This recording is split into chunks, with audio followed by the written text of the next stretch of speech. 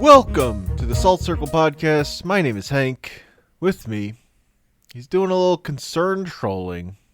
It's Ben. Concern trolling? Where's this coming from? How dare you? I would never do that.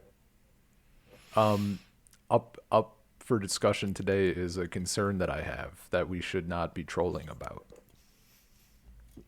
I mean, it's a bit of a troll. It's not really a troll. Is Steam a latent evil? Could it be? Uh-huh. I mean, this is just a thing I've been thinking about because sort of in line with me moving all my shit to Linux, I realized that, I don't know, the no DRM thing kind of goes hand in hand with that for games and things. And Steam is technically DRM. Well, yes. Uh-huh. Yeah. Steam is DRM. Steam is also the reason so many games are compatible with Linux now. Oh, yeah. No question. And is Steam a latent evil is such a fucking, bait question. Because it's really, right now, I mean, I guess there's a debate to be the thing I see Steam DRM is not even kind of fucking whatever, because you don't even have to necessarily adhere to it. There are games that just work without Steam. Nobody's forcing that to be a thing. Sure, you need to have a connection to Steam to install your game. That's the biggest part of it, I guess. But technically there are games where once you install that game, you can just zip the fucker and then unzip it somewhere else without Steam and it'll work. That's on the dev as to how they want to integrate that. But the only argument that I think is truly a thing to be made for Steam being evil now is they went real the loot boxes and Counter-Strike knife skins and gambling and shit. It gets into gross territory. But go on. Also, there's stuff that goes on in Steam reviews or whatever that they don't moderate. Oh, sure. No, yeah. But the overarching idea behind the question is right now Steam is private, and it's really just they're good, right? We've discussed this even recently. They're where they're at because it's just fucking good service. They're providing good shit that just generally works. And that's on the storefront end of things, and a lot of the convenience and features. There's just a lot of cool shit. A lot of stuff that I think people don't even really consider. Steam Music exists. You can just import your library of music into Steam and kind of easily access it in game. And there's some cool features with that. That's really nice, as an example. And then there's the big shit, like you mentioned, games working with Linux. Absolutely fucking insane. That's insane to me if you think about 10 years ago or whatever. Just fucking ridiculous that you can just install a game that's not meant for Linux and that just works through Steam 99% of the time. And sometimes it takes Deck, fiddling. The part of Steam Deck that's been games Linux support pushed by Valve has been unreal in terms of getting people off of Windows. Yeah, dude, it's crazy. Feeling comfortable. Well, feeling that what was in their hardware survey was 3% of users are now on Linux, which is insane compared to however long ago.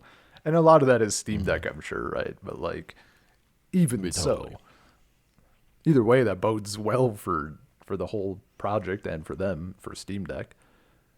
But someday Gabe Newell isn't going to be at the helm anymore, and that's where it's I don't know. There is the potential for Steam to get really fucking gross. And if someone bad ever sits down at the helm of the whole thing, it could get really fucking gnarly in a hurry. Cause they have such a huge share. Yeah. I feel like I mentioned that idea on on a podcast once. I don't remember when, but I've thought about that. Of like, what happens when Gabe fucking moves on from, or has to sell this thing or dies or whatever. Yeah. No, it's definitely not like it's not like groundbreaking topic, right? And you don't have, this guy who has like very specific ideas about what a platform like Steam should be doing.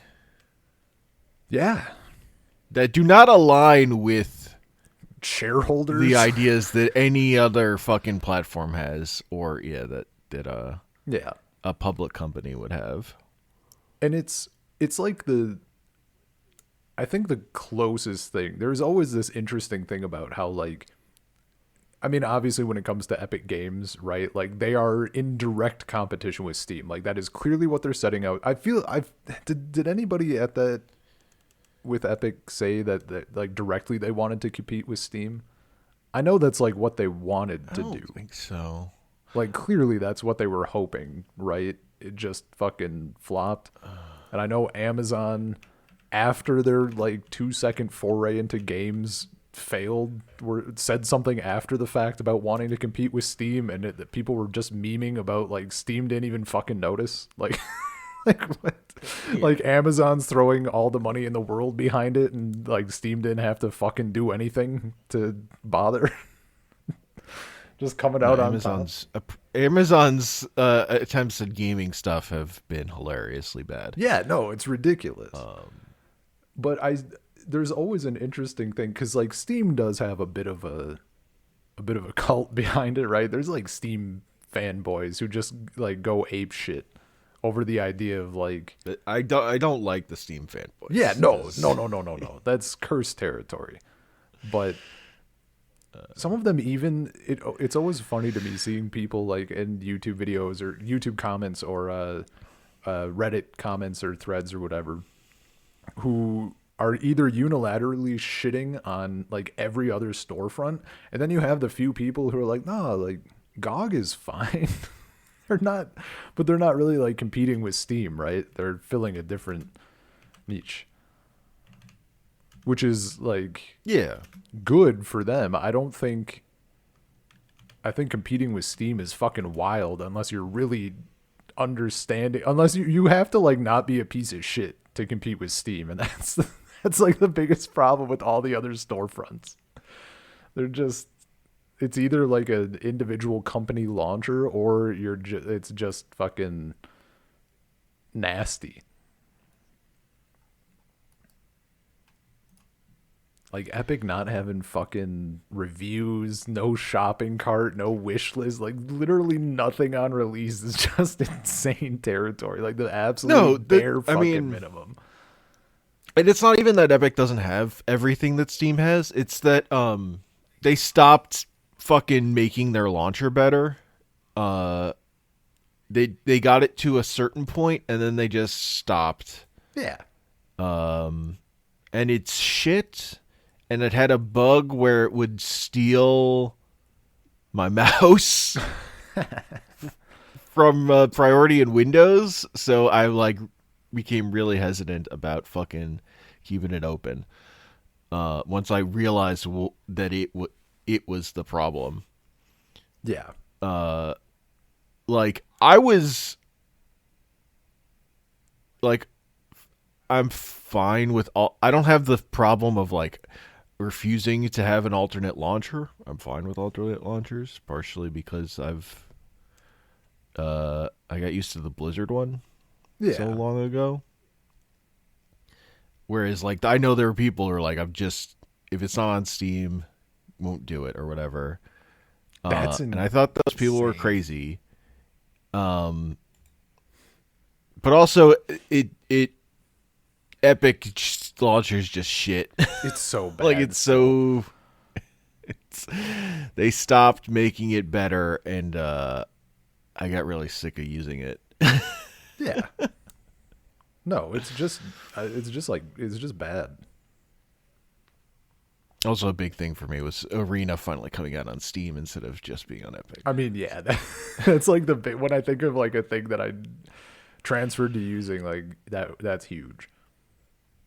Yeah. So now I have games on Epic. I'm like, I wish I owned this on Steam though. I'm in that point with that launcher There's which is stupid. Yeah, I think there's a few that I've repurchased. Statistically there must be a few. The only one I can think of offhand that I had on Epic first and then rebought on Steam is Borderlands 3. And I think that was just me wanting. There was a period where with Steam Deck I didn't care to use like anything. I just want my shit to work.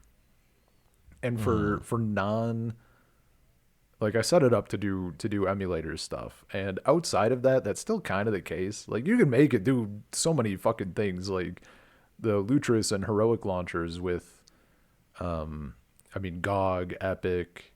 I think they handle like Humble Bundle and itch.io as well. Like you can set all that shit up to just work on Steam Deck. I just don't feel like doing it again. Because like that, it's really inconvenient to hook all this shit up to the deck and then go into desktop mode and do all your shit and everything else. So yeah, I just wanted to. Steam Deck is a whole other reason to be in the Steam ecosystem. Yeah, but like you can still get it to work easily. It's not difficult. It's just like meh. I bought it so I could turn it on and play stuff. Yep. It does have the yeah. I don't know. Steam does do the thing where they take a much bigger cut of game sales than yeah. A platform should, or that Epic does. I think GOG also takes a smaller percentage. And so I get like companies are always trying to like not do that. And then they're complaining about their games not selling enough because they're not on Steam, which is where people buy games for fucking because you get a better experience buying a game on that platform. Like Gabe's thing of it being about service, like he's been proven right in that people are loyal to Steam because of the service they receive there. Yeah. I do think there's also loyal because of the service, but also there is also people do just get attached to the platforms they use and then don't like to do other things that aren't what they're used to. That too. But I think there's some the internet is fucking rotten with that shit on garbage platforms too. So. Hell yeah. No, for sure. Like you just like, why would I already know how to use this one. I think most importantly, and I was going to say like, this is some sort of fucking monkey brain thing of like, I want all my stuff in a unified place. I feel like, cause I understand it, right? I'm also that way. Like, I don't fully reject other launchers, but like I do like having all my shit in one place. It would be great. I just remembered the other game that I bought on Steam instead of Epic, and that is DNF Duel. It was a free one on Epic, and then I liked it, and I went to Steam. I think that was also just the one place where all your games are is your fucking computer. Yeah, that's true. Which I think that's kind of why if every launcher, or not even launcher, if every storefront and their respective launchers had the same option as GOG does for just doing the offline thing, I think that for some people, not for a ton of people, but I think for some people that would make the fractured libraries like much less of an issue. If you just double click the thing on your desktop and it just opens without opening a sub launcher or Steam or whatever. Because like that's the fucking, I don't want Epic Games to start with my computer, but then when I double click a game that uses it, it's gonna fire up. Then I gotta wait. Same with Steam too. If I don't have it set to start, and I have to wait every time if I don't open it first. but I don't know. Yeah, I mean, I'm I was on the forefront of getting a Steam account because I was into Counter-Strike How old's your Steam account, old and man? What's the little badge I mean, number? it's profile 22 years of service. Hell yeah, you're fucking ancient. I actually was Yeah, I was looking. in fucking I, mine is school or whatever. 14. See, I was also in high school. I'm just so much younger and more spry than you. I'm at 14 years, but it wasn't CS. It wasn't Counter Strike. It was Team Fortress 2 and Gary's mod. Yeah.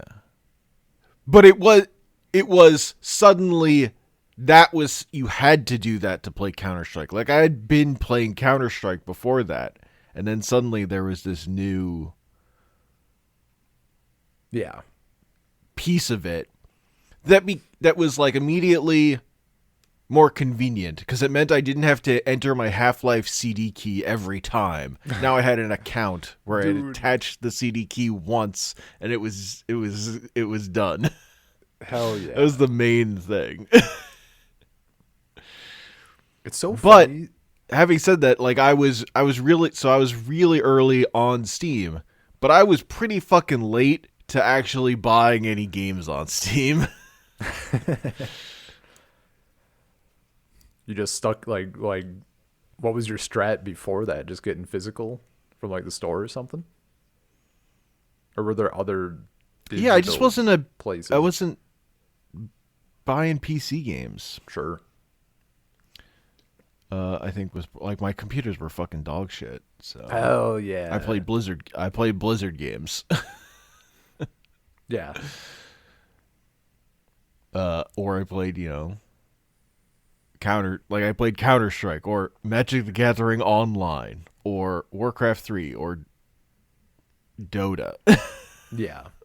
Like, It's really interesting. There are a few when I was kind of interested in what there's like on the PC gaming wiki. There's like a shitload of information about games that work without Steam being on, right? And a lot of games actually it turns out you can like spoof, you can just put in a blank thing with the right Steamworks title for the file and it will still start up. But I was curious like cuz I learned Factorio if you go onto the Factorio website and you log in with Steam, they just let you download like a free like the game. And I think you probably if it gets updates you have to like re-download it or something. Cuz it's just a standalone like exe. But that's fucking cool. And I was like, there's a lot of games I'm thinking of now that you need a CD key. I wonder if you could just get that game from somewhere. Or because a lot of the times you can just download the game, right? And then you put in the key. So I checked and like sure enough, Spectromancer, the old game that Richard Garfield helped on, like you could just download that and then put in your Steam key that you get with the purchase. Trackmania, hell yeah. United Forever and stuff. There's like I don't know, there was a bunch of weird. I forgot completely that I remember Steam keys just existing or like. It pops up every fucking time like you still have to use it. And like some games just didn't update their shit. So you don't need the key, but it comes up every time just in case. Hell yeah. Apparently, there was a brief moment in time where Steam and GOG had an agreement and devs could opt into this thing where if you bought the game on Steam, you could also get it on GOG. And that lasted for like a fucking tiny amount of time because nobody used it. Like no devs were using it at all. Which is like, I don't know. I feel like it. I'm sure users weren't really using it. Like, Users were not to the extent using the it users either. were even using it. They were The like, checking it in, but then they would only play who's playing the game on both platforms. It's not like getting used that way. It's only like if Steam fucking set on fire, there is a backup. Like, I think I want to see what dates this was, because I know the big thing is that, or when I was looking at it, there were like no games that used it, and if I recall, like there was so few, and also they were not like big games, right? Mm-hmm. I'm trying to look at what stuff they had. I guess there was a few. Also, now I'm thinking, I think that in that period of time when I wasn't buying games on Steam, I was just playing WoW. A lot of WoW. There's a lot of World of Yeah, Warcraft in my no, that life, makes I think, in that era. that makes sense. Yeah, I can't. I'd have to go. I'd have to go digging more to find the exact dates. But like, it was a thing of like the big games weren't doing it, and people weren't using it because like there was a few games that maybe people gave a shit about, but not a ton.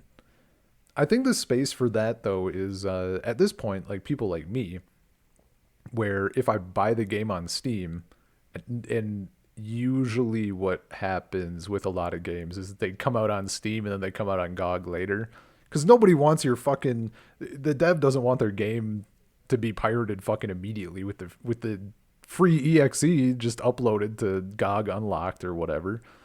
So that makes sense. But it would be cool if I bought it on Steam to then get a copy when it does come to GOG. But obviously I understand. Like, I'm not insane. I know how the world works. It's a nice. Yeah. It's like getting buying a pack of Magic cards and wanting the pack on Arena. Like it'd be cool.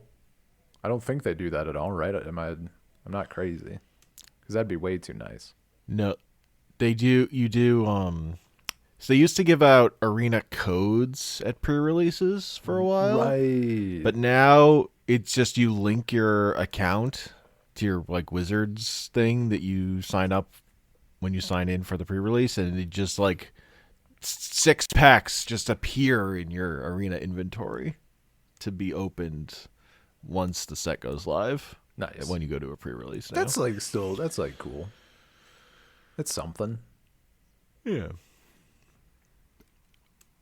I think the Pokemon card game, you can just like, when you get cards, you can just put them in the digital client too. That's I nice. think they just do that. If only I cared about Pokemon. If only it was a card game I gave a shit about. That's how they get you.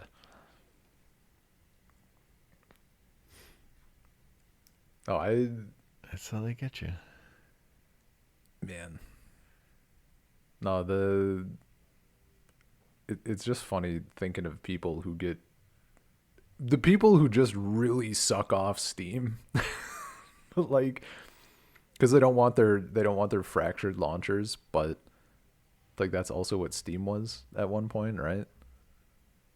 And you have people, there's like a subset of people. I mean, you would be included in this potentially if you like were of the mindset, but there are people then who are old enough where they're like, yeah, I remember when Steam came out and you had to use their launcher to play Counter-Strike or whatever. It was fucking dog shit. I hated it.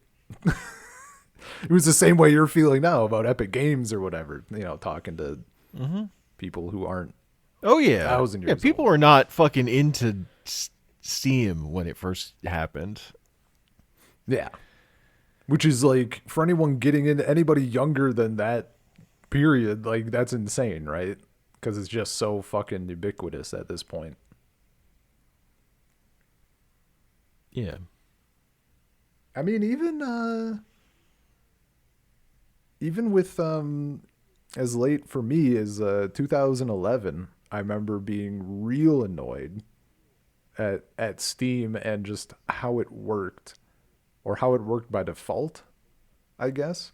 So 2011, November 11th, that's when Skyrim came out. And I went to the midnight release with my friends and grabbed the PC version. And I grabbed it physical because my internet was absolute fucking dog shit. I'm like, I could buy it just digitally on Steam, but if I do it, I'm not gonna fucking play it for a day or whatever. And brought the disc home, shoved it in, hit install, and Steam starts fucking downloading it. And I'm like, no, no, no, no, no, no, no, no, no.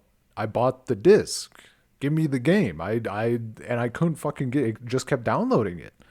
And you need, like, it's not like a, basically the Skyrim disc is fucking just a Steam key effectively.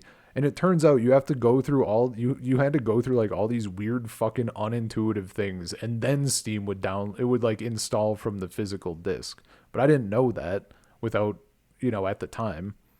So I was like, what are you, why would you not either if your program has that capability, either have it auto read and install from the physical disc, or maybe make the physical disc just not use Steam. Because that's also it. No. The answer was literally just put Steam codes in boxes and then give up and stop having boxes, period. Yeah. Yeah. No, that was the path. I actually, I remember that. Like the fact that you can't even, BC Game is ahead of the curve in that you can't fucking buy physical games anymore for so long. Oh, it's been a hell of a long time. I know. I still there was a weird era early on when they were like not fully phased out, but stuff wanted to be integrated. So like, I don't think it's on. It was. Did I even have? I don't think I had a Battle.net account. I bought StarCraft 2 because everybody was just going nuts about StarCraft 2, and like it's a really good. It was just I didn't fucking know anything about it. I just knew it was a good game, and then I like played it and I had kind of fun in the campaign, but I was just ass, and I don't know. The bought it on a women had a bad time after a period, and I hadn't played it for however long. I bought it physical. And I remember being in my first semester of university, I was talking about it with one of my friends, and he's like, "Yo, can I take it?" I'm like, "Sure, dude." And he paid me whatever amount, and I gave him the thing and the code where he just had the game. And like that had to be right on the edge of that sort of shit working, because now like a little bit after that, if you put in a fucking code that's locked to your shit for eternity, like nobody else is using it. Nope. Yeah. I think same thing for Shogun 2. That like it was in a weird spot of like I put in the product key in Steam and I got the game on Steam, but also that game still just worked without Steam. So like that same dude bought it. Sure. Which is crazy. I think like the last PC game I have a physical box for is like the expansion pack for Diablo 3. Hell yeah. I think that's later than Heart of the Swarm, StarCraft 2, which is the other one. By the time of Legacy of the Void, that's all digital only. When did Heart of the Swarm come out? Heart of the Swarm. March 12th, 2013. I would have bought it just before that, I think. Yeah, it was definitely just before that.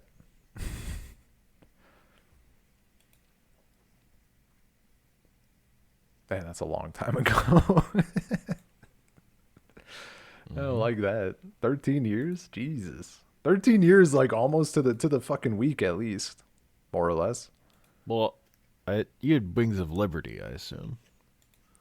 Probably, if that's what was if that's what would have been in the box in a store, like. Well, Wings of Liberty is the base game. Heart of the Swarm is the expansion, the first expansion. Okay, then yeah, it had to be that because I bought it in late 2012.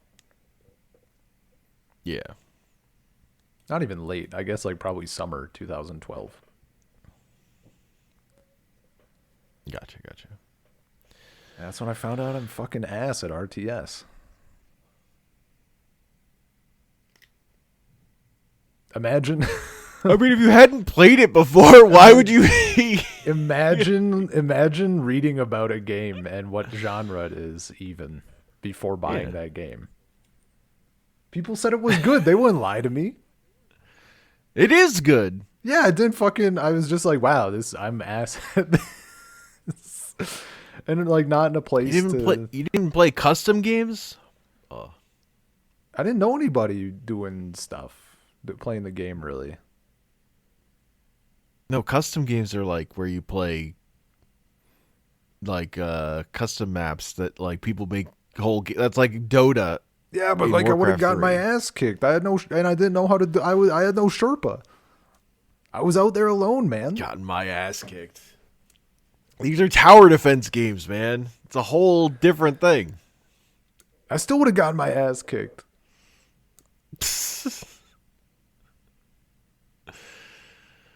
I think they're really cooperative games. I probably could have just gone farther, like in the game. Like I could have just given it a little bit more time to cook in the campaign and like sat down with it a little more. But that was I don't know. That was still like me being really high on FPS games. So like that was that was my bread and butter. Mm-hmm.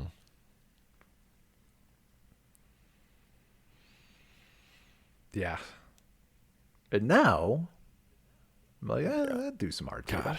I don't mind. I mean, it's also that like I had at the time just across things, I had it in my head that I had to like that. I knew that StarCraft 2 had online, so like the goal would then be like I wanted to do stuff online, and I'm like there's no point. I'm so shit at this, and well, in contrast to me already being good at FPS or racing or whatever, so. I didn't like want to do that, but then also on the single player side of things, I had it in my head that like you have to beat it on at least normal difficulty or even hard if you can, because that's like the real gaming shit. Because I was a fucking dumbass. So you skip forward, I'm like, we're gonna pop this on easy and just enjoy the ride. Like there was no reason. I don't even remember if that campaign had like. Had difficulty settings, but even if it didn't, I was just like of the mind that in order to enjoy the thing, you also have to be like good at it, which is not completely untrue. StarCraft 2 does have difficulty settings. Yeah, so I was no. I was probably playing on like fucking does. normal, at least possibly hard. Having never played an RTS before. So it was just kind of me being a head ass, but it was also doomed. But that's fine. Yeah. You should play StarCraft 1. I wouldn't mind playing StarCraft 1.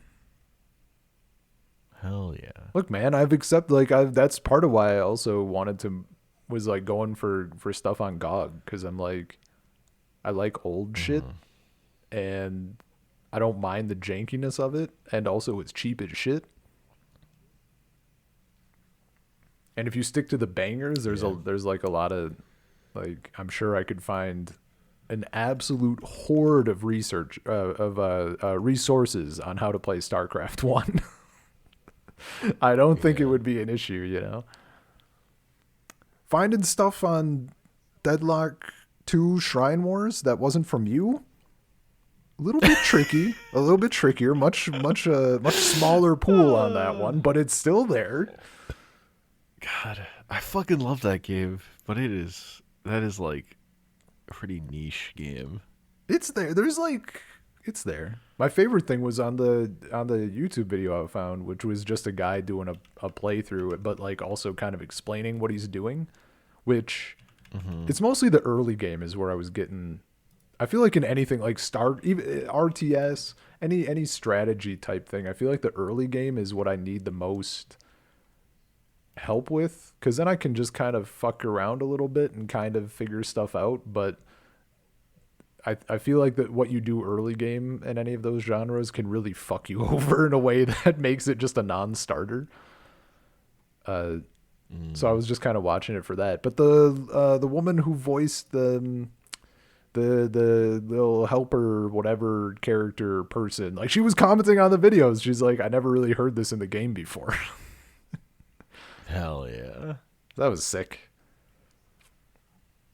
That's pretty good. I've also gotten a lot of mileage out of people asking if anybody's playing Deadlock. And I'm like, hell yeah, I'm playing fucking Deadlock. What we thinking?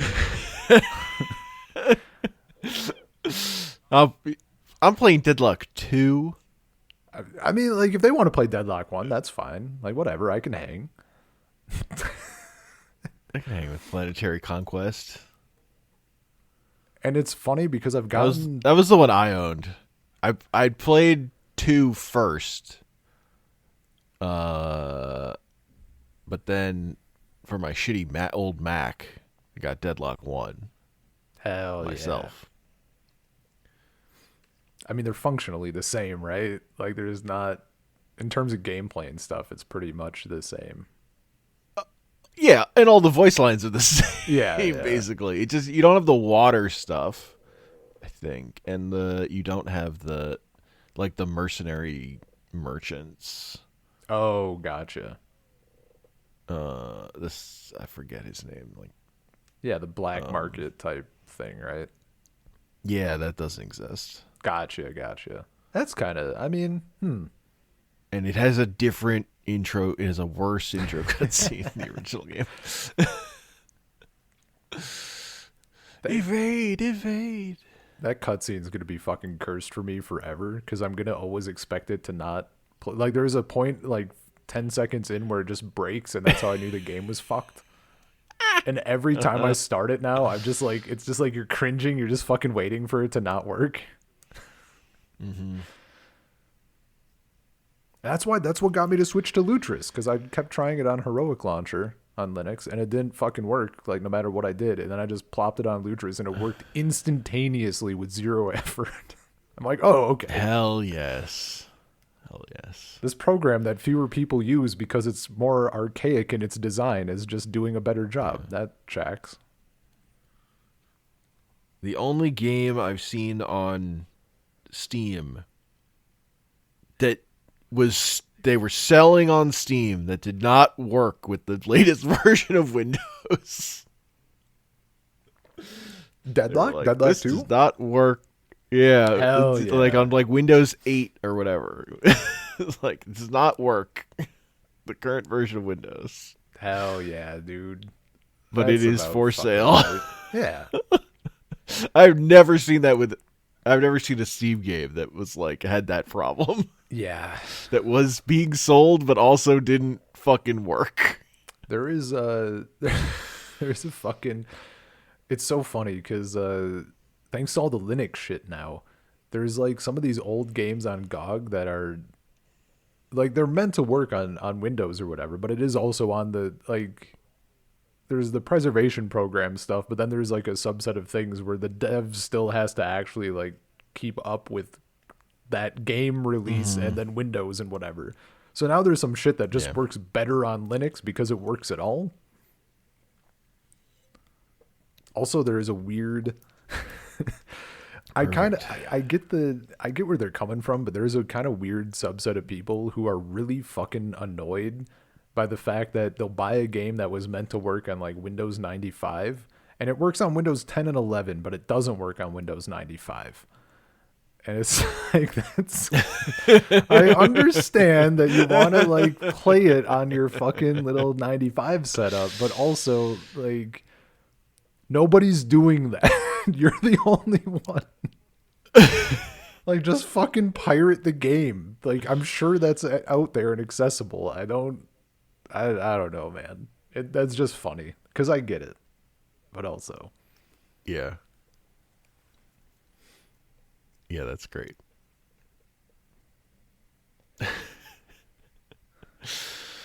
You should play Final Fantasy VII.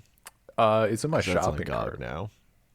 Hell yeah! It's in. God, I love that game. Is it fucking? I just wanted to wait because I saw that there was like potentially some issues, But I think that was there was like issues on the This is a Steam version. it was on the And the Steam version, and then like and it was like fixed like day one. it was Like fixed. I watched a stream of someone doing it. It was like the Steam version's broken, and like in the middle of the stream, he's like, "Oh, I guess the Steam version's fixed." Yeah. No, it was something day with one. it was something with It was running frame at rate. too high an FPS. Yeah, But like by the time it came out on GOG, that was just like fixed. it didn't have the problem on GOG. Yeah. It had the Oh, I thought the version that because they updated both versions when it came out on GOG. Oh, I basically. see. Okay. So like just the one that's on Like, GOG is Yeah, the ones on GOG is like the fixed one. because there was an older PC version, but it's this one. It's updated is based on like the console ports to like. Gotcha. Yeah, no, that's because I bought because they added Final Fantasy 3 the 3D remake and then the 4 3D remake and then it was 8 and 9. And I grabbed I mean for me like Yeah. right now Final Fantasy 7 on GOG for my region is $2.79. So like Yeah, it's $4.79 for me. yeah, like it's I mean it's not I was looking at GOG. Yeah. I'm like, oh. I own this game a million ways. I have the physical CD of the PlayStation version, but what if you had the $4. What if you had the EXE that you could put anywhere? But no, I grabbed 3 because I had that game on DS and I really enjoyed it. I just never like got around to beating it really. So that's kind of a nostalgia pick. And then I grabbed 9 and then 7 was not out at the same time as those and then 7 came out and I'm like, maybe this is it. Maybe I grabbed 7. But like that's been because I got the funniest fucking GOG year in review for 2025 because I bought a fucking insane amount of games and then my time played was like 1 hour. But it only tracks through Galaxy, right? It can't track the offline shit. So it's just like the most unhinged fucking addict recap of all time. Hell yeah. And the fact that like it looks so bad, but the game like Deadlock 2 Shrine Wars was like 18 cents. Like you can buy a lot of games when they're under $1. It's just insane. Like even this, Final Fantasy stuff comes out and it's all this cool stuff and then it's like $2 a pop. That's good. That's good shit. Cuz it's all old. It's ancient. I think the big thing I played on GOG though was Banner Saga Trilogy. Hell yeah. I played there because it was for some reason like it just refused to go on sale on Steam. It was on sale on GOG. Yeah, man. Yeah, that's one that's just bounced off. Yeah. I guess maybe it's partially like I said when I bounced off it last time and like you're in that fight that I'm pretty sure you're just supposed to lose and it's meant to show you like how the mechanics of losing work, right? Cuz like your people don't die immediately. And also meant to show you that it's brutal, right? This like stuff you have to be careful. I'm like I'm not good at this job. I don't really want it to be brutal. I don't know, man. I just bounced. It's not like a hard pass, really. Still, I mean, but yeah, bounced twice. But I'm not opposed to trying again eventually. Because the vibes are so good, it's so fucking cool. Otherwise, I like all love of that it. story. Yeah, So much. I It's just- like one of my. But it's like you have to go through all 3 games. yeah. Kind of. I wonder if there's a. I wonder if I was maybe. Like, I just love the way they built upon it. Sure. Game after game. Maybe I should. Did I set? I honestly forget if I set it to easy mode or not. It says there's easy, normal, and hard. Mm. I feel like I was on easy, but maybe I wasn't. I don't know.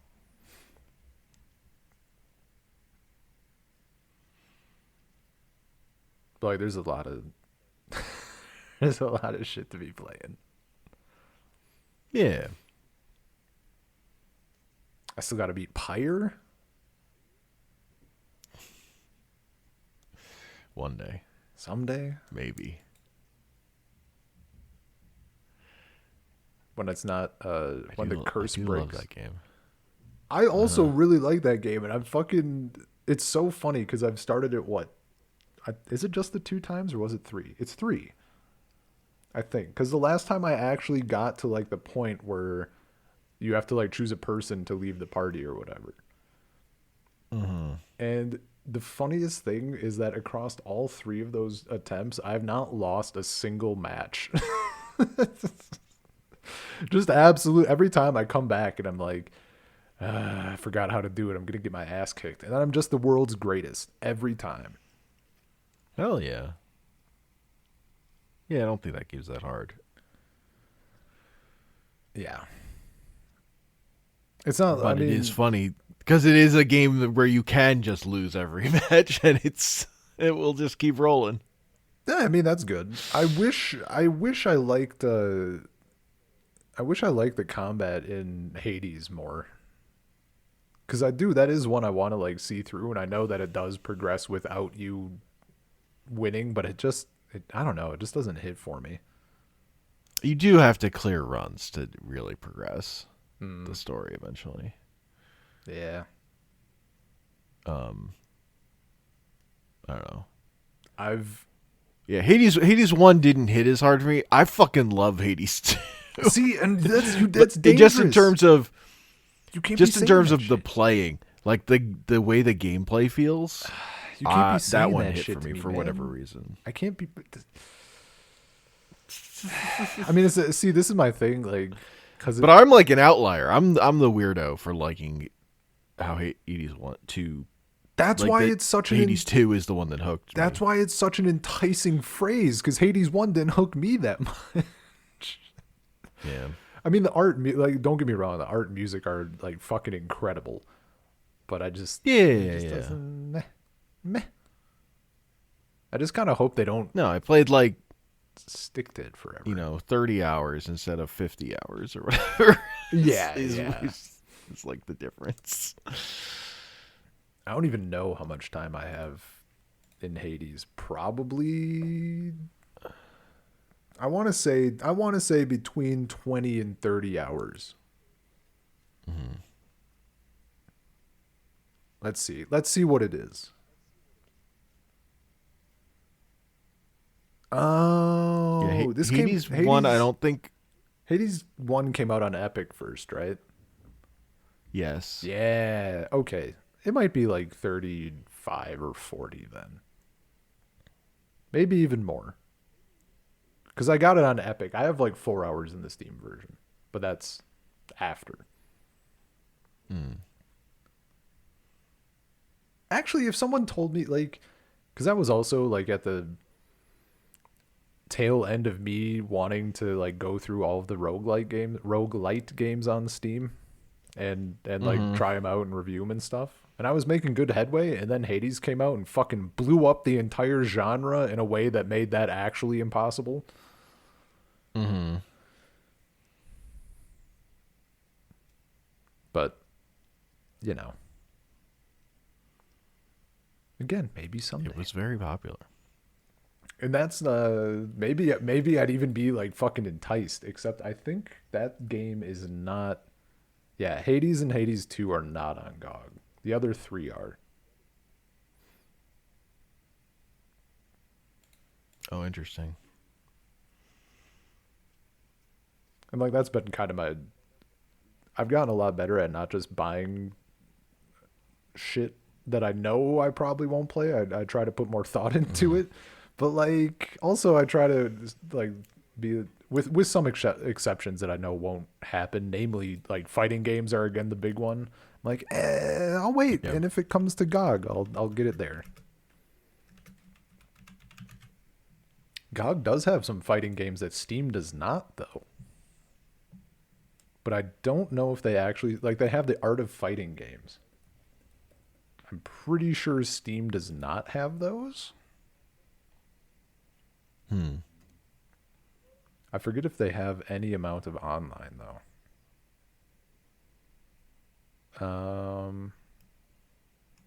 Doesn't say they have online. I don't think it says co-op, but I feel like that's like Local multiplayer. Yeah. Also, everybody says they're bad ports. So, but they're I there. mean, if they don't have online, that's probably part of it. The top review is game speed is insane and I can't find a fix. Oh, hell yeah. Let's go. It's called turbo mode, sweetie. Look it up. The game is running so fast that the sound is delayed. Oh, that's fucking incredible.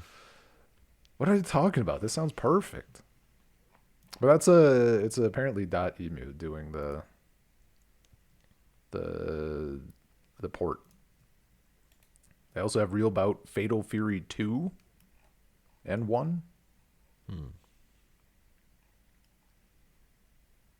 Oh, I feel like this is maybe these people not knowing this. I mean, they're also they seem like bad ports in every other way as well, but someone's like, you have to, the problem is that you need to force VSync on, like, by your graphic, like at your level, and then the game will run fine.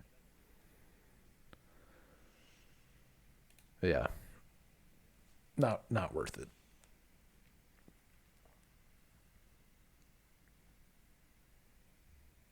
I do kind of hope that they bring the Final Fantasy Pixel remasters to GOG. That'd be kind of neat. I did intend like I was plopping away at those games on the Switch version. But then I sold my Switch. That was kind of like the one thing I was like I want to keep going at this, but also like the time feels right. I just haven't gotten them on Steam or anywhere else yet. Or on an emulator. Well, I guess do people just like, I mean, obviously you can play the originals, but have people just like made the I'm sure the Pixel remaster is just like out there, right? I guess. Can't be that much more intense to run. Doesn't the Pixel remaster just look worse than the original games for most of those, though? Like, the font is just worse, I thought. I think there's font options. But, like, otherwise, they look the same. I don't think they were actually remastered, the Pixel remasters. I thought they were just using the graphics of the original game. Let me see. Anyway. They brightened it?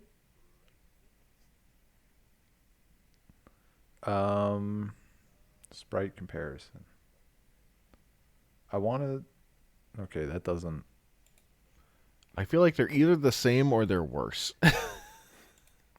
Is this a Super Nintendo Pixel remaster? Okay.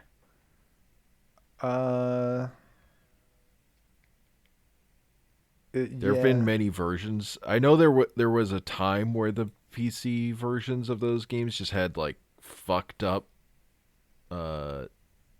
font choice.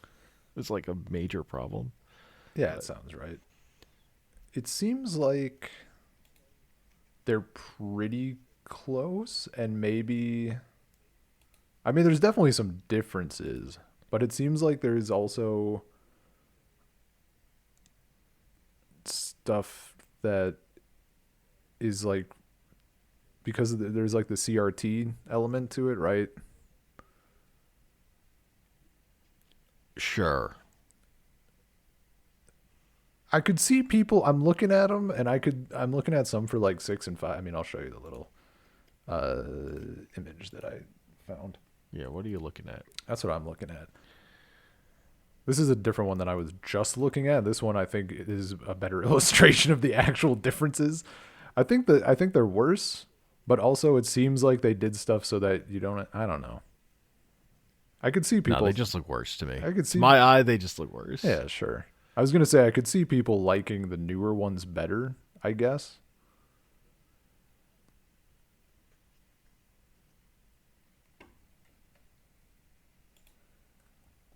I want to Sure. see. I want to see like the Final Fantasy 1 comparison though.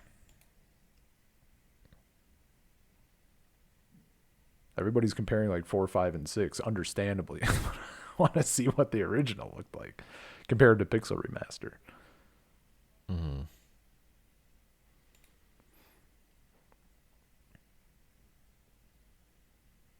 I don't know. I guess, yeah, I mean, I could just play the original. But like, I need to buy for my fucked up head needs to spend money on the thing before I can use it because I'm broken.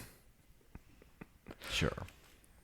It's like when people tell me to proxy in Magic the Gathering, and I'm like, I know you're right. I know that's like I don't disagree. I like the idea of proxies. I think it's a good thing. I think it's healthy. I don't want to do it. I mean, it's different for like testing a deck. Like when I was doing my modern deck, I like proxied it out to test. But like I wouldn't proxy an expensive card in like an EDH deck, right? I would just not use that in the deck. Is how I feel. You wouldn't proxy a car, would you? Oh, I'd proxy a car. Sometimes I think about getting a giant 3D printer so I can pirate a car. Hell yeah. You wouldn't proxy a car.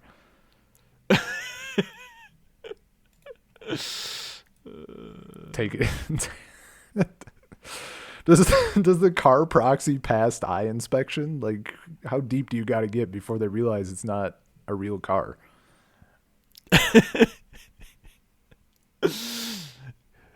The important part is that it runs just like a real car, but it's not a real car. Yeah.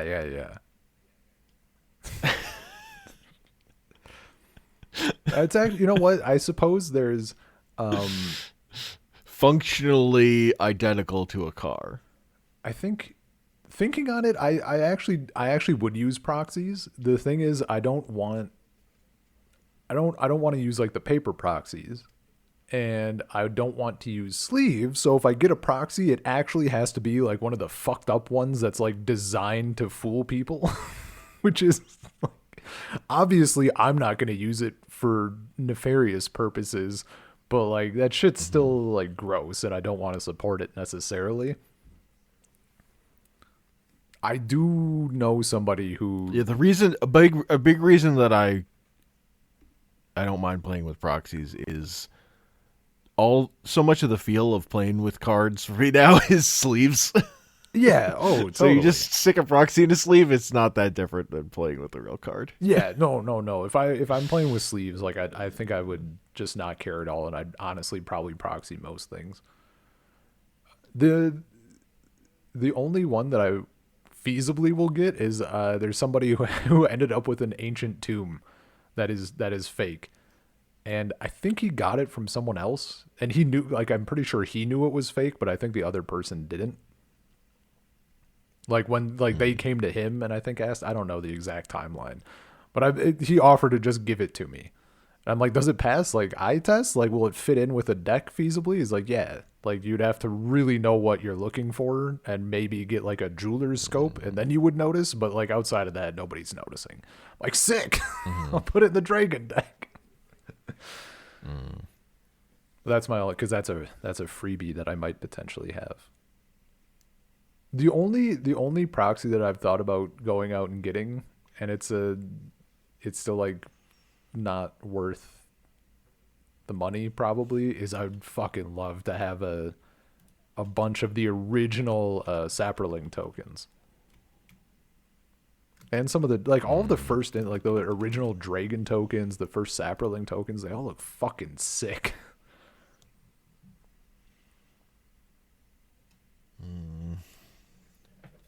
But even those, like, they cost a bit. Yeah. My sickness is that I want a gold border ancient tomb because I only have only 3 of them were in the precon I have. Jesus. But for my pre-modern deck, I want 4 ancient tombs. So I have a black border ancient tomb in there, but I would love it if it were another gold border one Just offer the that I trade. don't have. That's like the perfect fucking thing from the value of cardboard thing for me is it would be like for me personally being like I have a fucking black border ancient tomb. Can I trade it for a gold border? Like that just like fuck it. Like I care more about the print. I don't even want equal value. Like just fuck it. I want this. Oh, that's so good. I was looking the sliver deck might be possible because the oversized commander deck Sliver Queen is like semi affordable. People aren't selling it for 3 figures at least.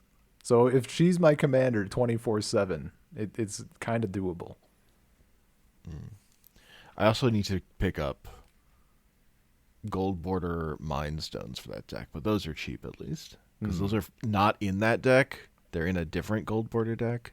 Oh god. But I had to take out the to play it as a pre-modern deck. I had to take out the Grim Monoliths. Fucking Those are guy. banned. Yeah. Shocking. So I'd replaced them with mind stones and one of the extra ancient tomb, I think. Yeah, I think my plan for the Rebels deck was to replace the Gaia's Cradles with Remote Farm, which is roughly the same.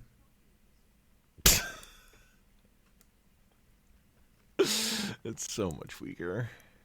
I mean, it's like the most insane bar in the world to Yep. reach. Turns out most lands are actually weaker than Gaia's Cradle. Not Tolarian Academy. I said most. There's like a handful that get there. Man, people are... I have the perfect way to fucking link this back to games a little bit. I've started seeing more and more slop on Steam. And there was... Do you remember web phishing? What do you mean bored? There's so much slop on Steve. Yeah, but there's like infinitely... Like, it's getting so much worse because of AI and shit. Like, the asset rips and then just Sure. AI have made it, like, launch. There's a... I was looking for... I like to keep an eye on the phishing tag. I like a good phishing game. And I saw one and I was like, huh, this kind of looks like web phishing. It's like a fucking exact clone, except just with a different title and like slightly shittier assets. I'm like, man, how are there no controls on this shit at all? This is so like I've bitched about the tagging system and the fact that I want a traditional roguelike and I don't want fucking Hades in that category. But this is so much worse. Like the amount of just actual fucking garbage that gets through and is allowed to stay is unreal. And It makes me wonder how... Like, are people making money on that stuff? Like, who's buying it? I think, like, to an extent... Because to an extent, there's so much of it that, like, who could be buying it? Even if you got fooled by some garbage, like, what is happening? Yeah, I don't know. It's either people... I don't even know. I don't even know who the... It's like people who want to check out everything in a genre. They want to, like, deep dive on fishing, right? And they don't... But also, like, they need to not be intelligent. Like, you need to... It'd be different if there was a thing that was, like, inspired by web fishing, right?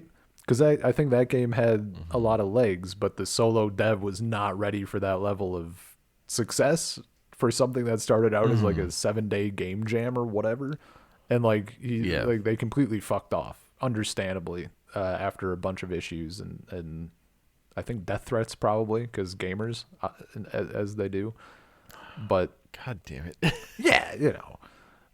So there's room for another game to like step up and keep adding things because that's a very add-onable game. But a straight rip, I don't know how you're looking at fishing games and wanting to check them all out, and then you come across that and you're like, yeah, this goes on the list. You have to be. It's almost like they're doing like mobile tactics, right? Like you're hoping that like Timmy has his mom's credit card and is ready to spend, except they're buying one game on Steam and you're making, I think it was listed for like $10 or something, if that. I don't know. I don't know what the purpose is. I've definitely seen some where it's like, this is trash, but it's at least somebody's like very first game that they ever made and it got greenlit on Steam for some reason.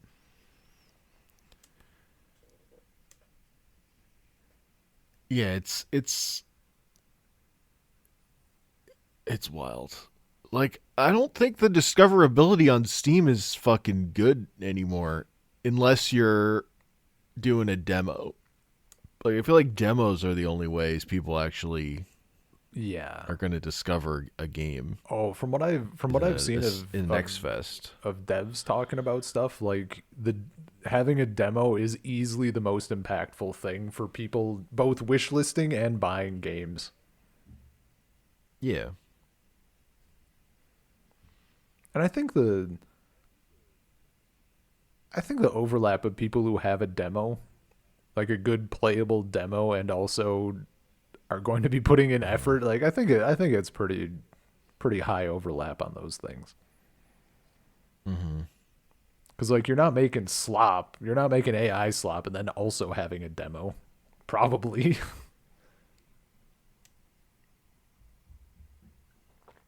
I mean, maybe you are, but the Next Fest at least has like services based on like how many people are interested in the thing in a small window. So yeah, I think. No, Next Fest is cool. Does a lot for visibility and stuff. Though, you know, now I'm thinking of it. Did I see a thing recently? Well, I'm sure it's diminishing returns because they do them so often now. I'm sure like early Next Fests were more impactful than current Next Fests because that's the way of things.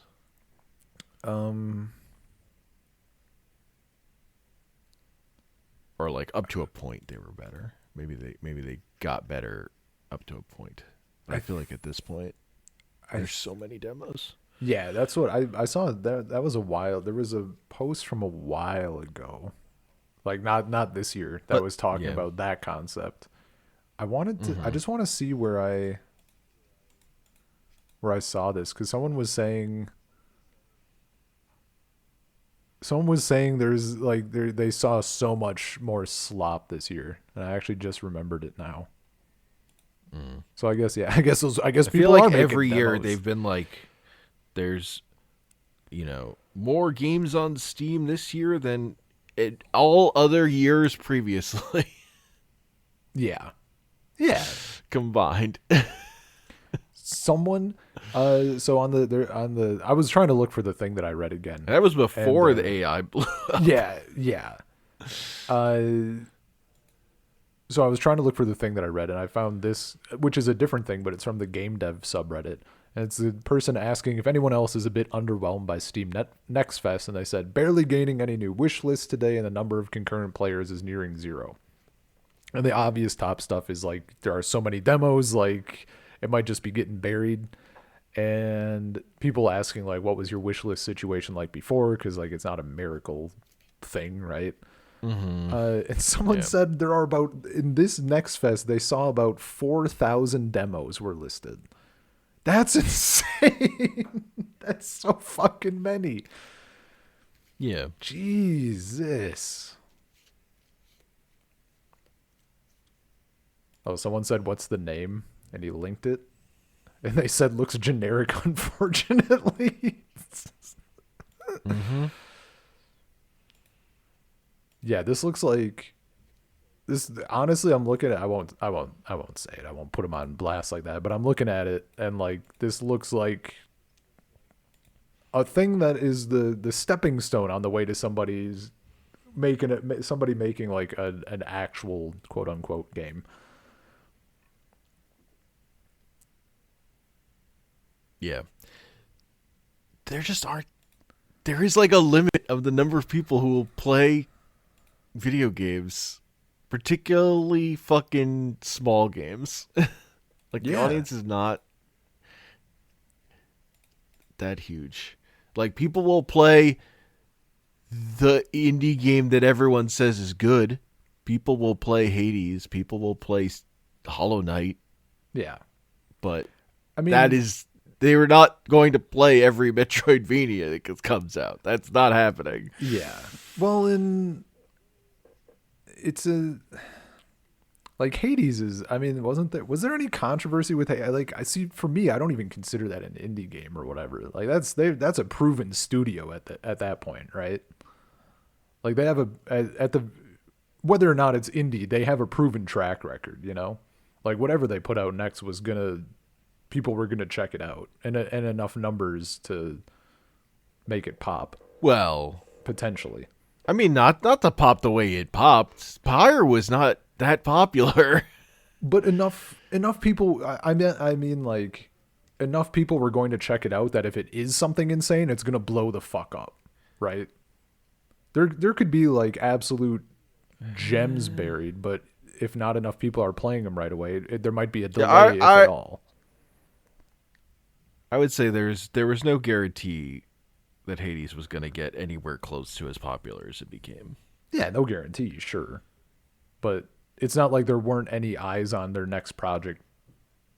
On like people like their stuff was good enough that people were still, they'd built up a base or whatever, as opposed to like person just slamming their their first thing out.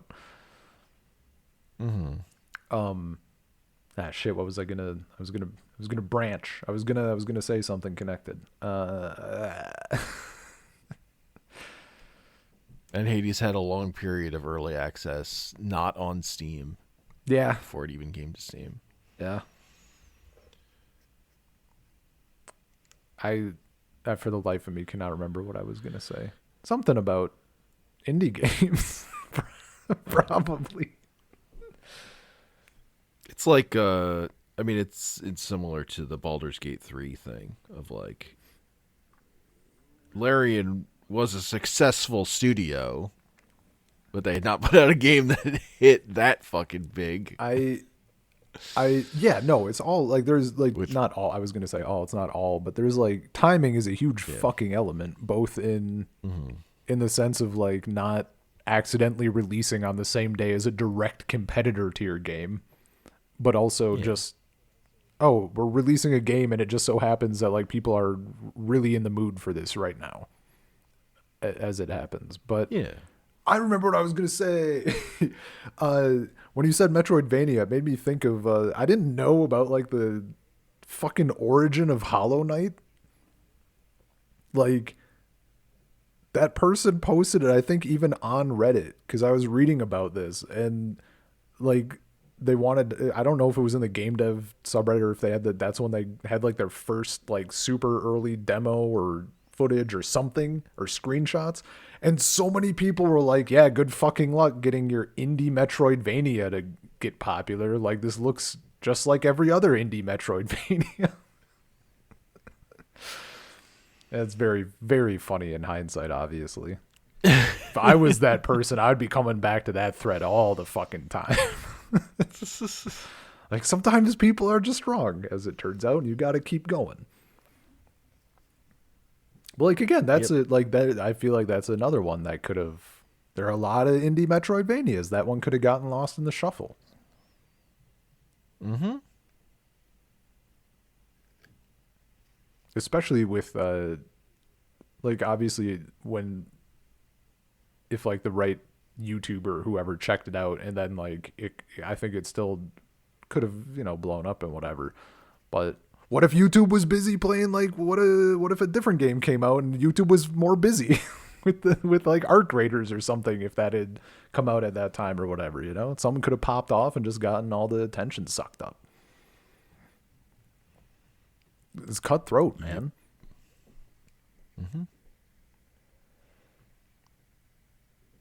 Yeah, you could try to put your game out and then Silksong should be scheduled to release the same time. Turns out. What game was it? What game was it that like announced a delay? I can't even remember it all. That was so fucking good though. Like, yeah, god damn it. I mean, multiple games. Probably, yeah. I know Demon School delayed a little bit. Yeah. I saw but that game had also delayed a million times. So it's not surprising. Sure.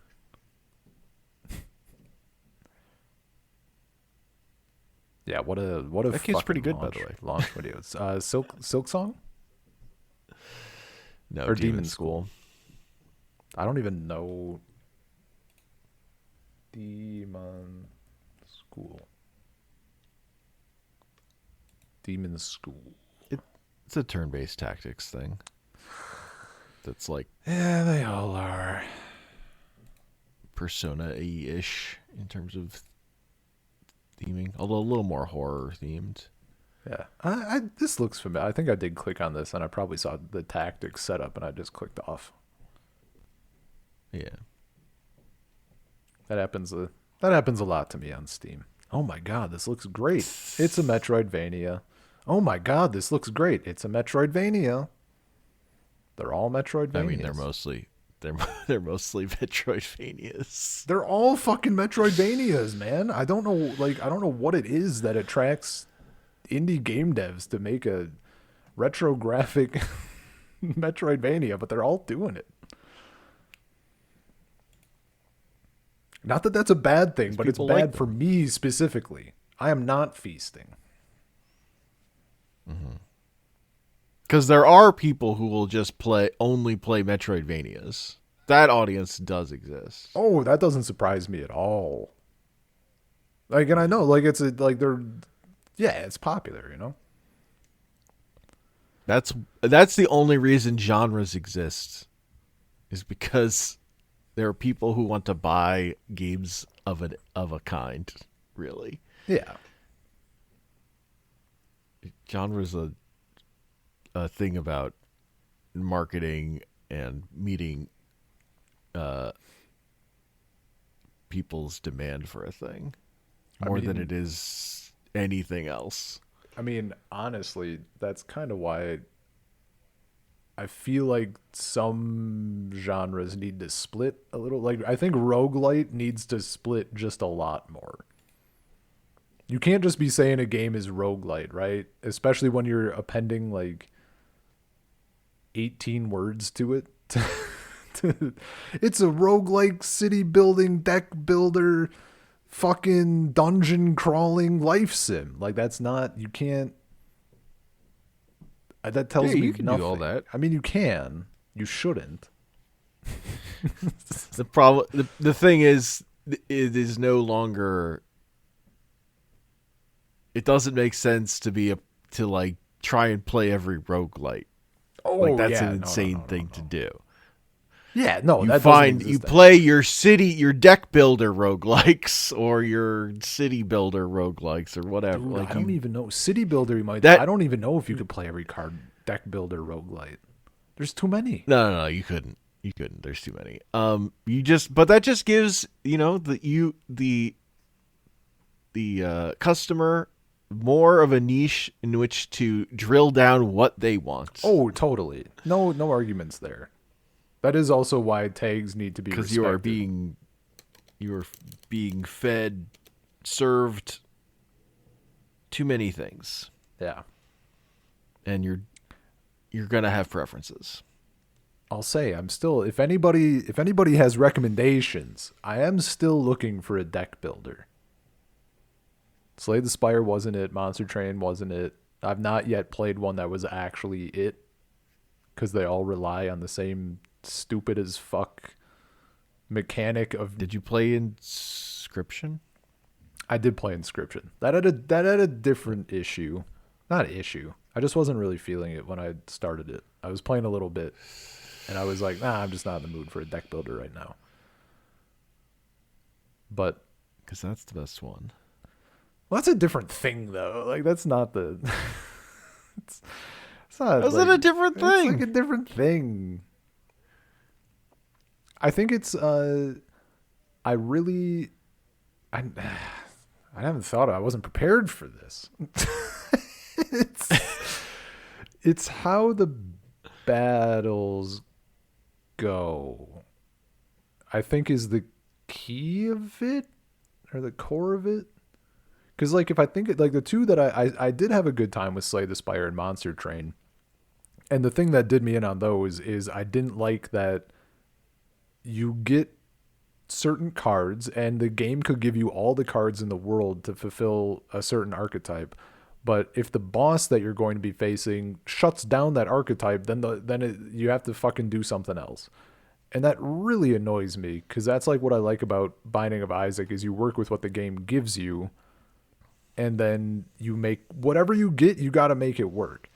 And in these other in deck builders, so often they rely on that as like the mechanic. Like they don't want, it's like they don't want you to win every run, or they don't want you to be overpowered or something. I'm like, it's a single player. Like the deck was feeding me this archetype of spam casting or whatever. Let me spam cast to destroy the boss. I did the thing properly. That's why Inscription's the best, because it's built to be broken as fuck. Yeah, with Inscription, I mean, first off, I'm ass at it. That's important. But it was something with like how the battles go, or just like the cadence of the normal battles just didn't hit well for me. I don't know. I mean, mostly it was that I just wasn't really in the mood. I was like, oh, I'm gonna finally play Inscription, and then I just wasn't really in the mood for a deck builder as much as I thought I was. Okay. Well, I will say it completely answers that complaint you had. Yeah. Because you can break it over your fucking knee. Yeah. No, I think it solves that complaint, but the problem is that I really just wanted Slay the Spire or Monster Train without that exact element. Like those games to me are fucking perfect otherwise. I just don't like that single thing. So like anything that changes it up too much, I'm like, I just want this without I want the fudge on the side or something, you know? Mm-hmm. Sure, you just hate good games. I'm just, no. I'm just bad at good games. Proven track record. I'm just being complete ass at games people like. Now, Deadlock 2 Shrine Wars, that's a game where I'm really gonna shine. You know? Nobody knows that game, statistically speaking. That's true. I know it to whatever extent that I know from, playing it when I was a child. Yeah. Did I tell you I found out why my populations kept capping at weird different levels that didn't seem any amount of consistent? Were you not building enough houses? No, I was building, well, first off, I was building houses, and then after a while they'd stop, and I was like, okay, so there's like a population cap. That makes sense. You do reach that eventually.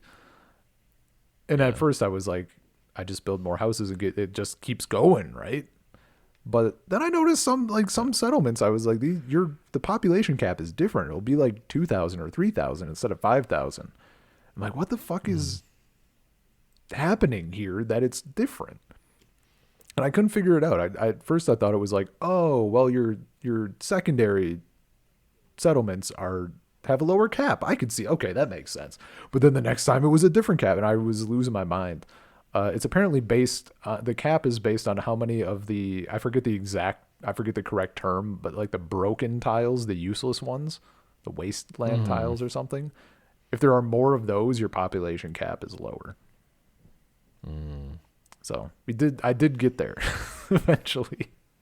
It was probably in the Hell yeah. 80-page manual that I had read but forgot most of before playing.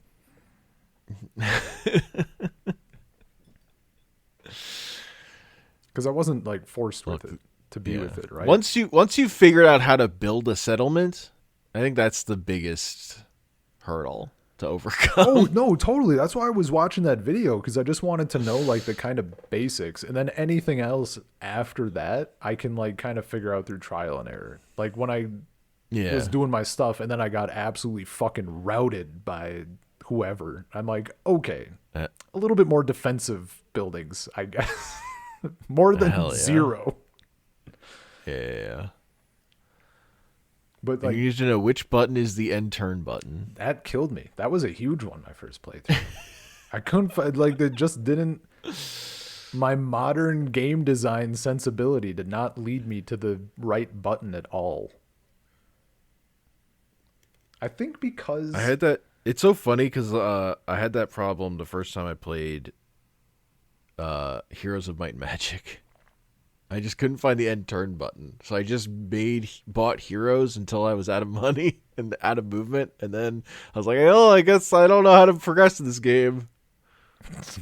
the first time I played it. I'm wondering, don't fucking tell me, don't spoil that, because like I want to see if I know where the end turn button is. It was in Heroes of Might and Magic 1.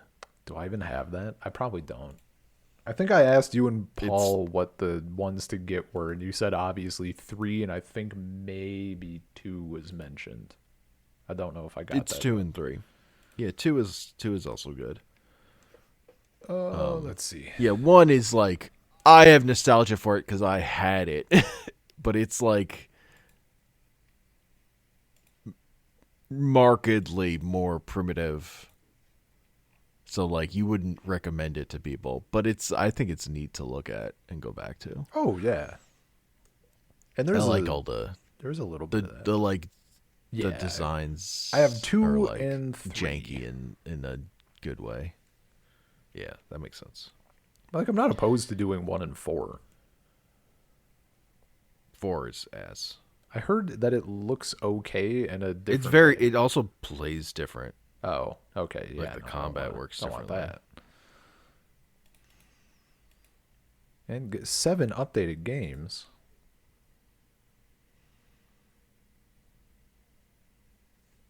I don't want to re-download stuff. That is the only problem with the GOG offline installers. If they update shit, you either have to download the patch installer, or you just have to re-download the whole fucking thing. Mm-hmm. Which is usually fine if it's not like a new game that's being updated. But one of them is No Man's Sky, and that's chunky. Because the other thing I've been doing with GOG specifically is that I have all my, since old games are fucking tiny, I have my entire library downloaded and then stored in the cloud as well.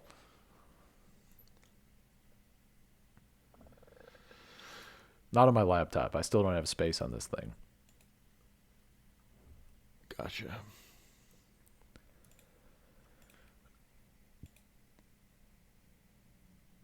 There is a significant amount of people that I encountered in my time teaching in Russia who still played a fuckload of Heroes of Might and Magic 3. Mm-hmm. Like this dude said he'd had a group he'd been playing just like, is it like Hot Seat? It's like they just do asynchronous, right? Like you take your turn and then you check in however much later and see what people are up to. Yeah, it's Hot Seat. Yeah. Him and his friends have been doing that like since the fucking game came out, and they still like they're still playing it just like all the time. Hell yeah. They're just absolutely rolling it. I'm like, that's insane. I mean, That's the life, I'm jealous. Like, I fucking want it. I covet such experiences. But I mean, I have my own thing. We have a podcast that's been going 8 years. Now, there's probably plenty of people who want a podcast where they get to watch things with a person and talk about them. Yeah. There's probably someone out there fiending to yap about Batman the Brave and the Bold with someone, and they don't got anyone to yap about it with. It's heartbreaking. It was me. Someone out there hasn't had a fucking gun held to their head and been made to watch Dragon Ball or read Naruto, and they're missing out. They don't know. They weren't forced into it.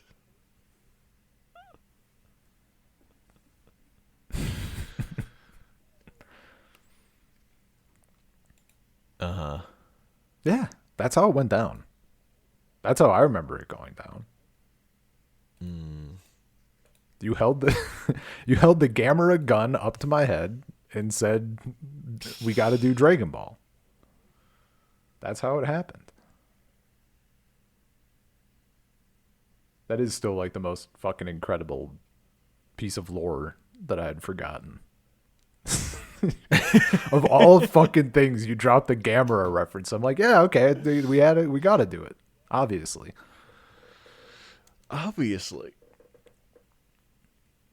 You gotta install a PlayStation 1 emulator and play the PS1 Gamera game. See, that sounds like a lot of work. Yeah, no. That's fine. I get it. Which one is that? Is that the one you were playing not like horribly long ago? Yeah, I streamed the whole playthrough. Okay. Yeah, it looks sick though. It has full motion video cutscenes. They're incredible. Yeah, man. Like, that's amazing. They exist in English and in Japanese. I've only played them in English. I really wish they would do another like kaiju. I wish there would be like a good Godzilla fighting game. There's a demand. Or like Godzilla in front, like honestly, just full kaiju. Like, give me the whole fucking. I want from a kaiju fighting game what like Dragon Ball like Sparking Zero did for. I want every character, and I don't want it balanced. Mm-hmm. Like in the SNES game, Biolante not being able to like move barely at all is peak. That's so good. Mm-hmm. There was Gigabash. I still have that on my wish list on Steam. I still got my eye on it. Someday. Because that has all kinds of stuff in it. Yeah, it has Ultraman. Like, it has Ultraman, Godzilla. Like yeah. Have you Ultraman and Godzilla? Have you played it? I guess. No. Oh, it also has Gamera. Yeah, it's like it's fucking like it's there, you know? It's on the radar. Maybe next sale. Maybe next sale is the time to do it up.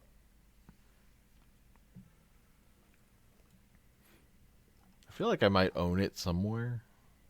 Yeah, it sounds right. Oh man, we're so late into this, and I remembered one of my points about like the potential for evil Steam things.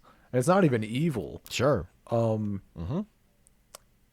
If Steam shuts down, that's going to be a weird one.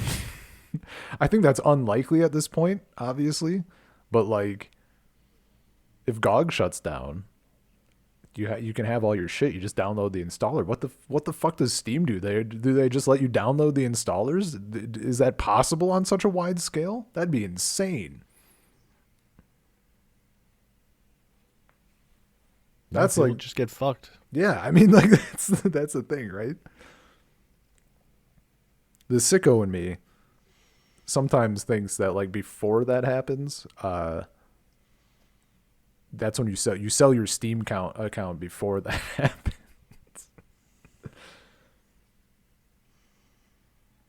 Well, you'd have to sell it before it seems like that could happen even. Well, yeah, you got to shoot you got to time the market or whatever. Yeah. So you should sell your Steam account now.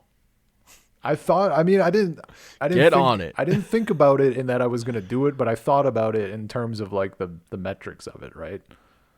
Like how much could I get my account is worth X amount. How much could I get for it? Yeah, that's, I'll say one thing that I know, one of those like weird cases that I think doesn't really have a lot of thought put into it from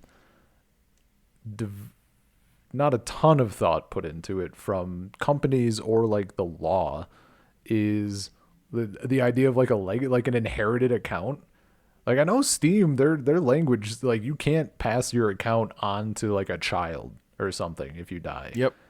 GOG Uh-huh. apparently like they don't outright say no, and I think like their policy is more like you can, but like it doesn't just like you have to go through and like talk to them or something. But it's not an outright no, but there's also no like simple process for it. Which is at least like something, but I do think it's fucked up. It's like if it's anything physical, you just leave it to your kid, right? Like you have your game collection or your comics or whatever else, and it's like, no, this is like that my kid can enjoy those things. Just like I have been. It's like no. That's not how it works. No. It's a thing your kid has to either sell or fucking throw out that you left behind. Yeah. That's how that shit works. I mean, I've seen a fair chunk of people inheriting an old ass Magic collection. I don't think I've seen many people not immediately looking into the value of it in a way that seems like they're just gonna fucking sell it.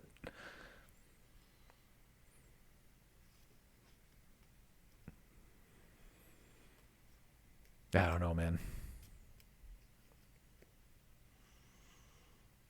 To be clear, I'm not like fucking worried about the Steam and it's a Steam inheritance. It's just like a thing that kind of goes hand in hand with the topic. Like when I was thinking about it, like it's a thing, but like I honestly don't think I'm not really worried about them disappearing. It's more likely that they end up getting in shitified at some point. Totally. It could happen. Oh, is that a podcast? I think that's a Feels kind of like a podcast. podcast. I do have I'm seeing browbeat you into playing Final Fantasy VII. Mostly because that's the game that's on GOG. Like I would do StarCraft, but I don't even know if you can play that on Linux. I almost assuredly can. Let me see. I mean, I could. It's available on BattleNet, right? Because that's how I would probably Yeah, do it. StarCraft Remastered. But I want to see what Lutris says.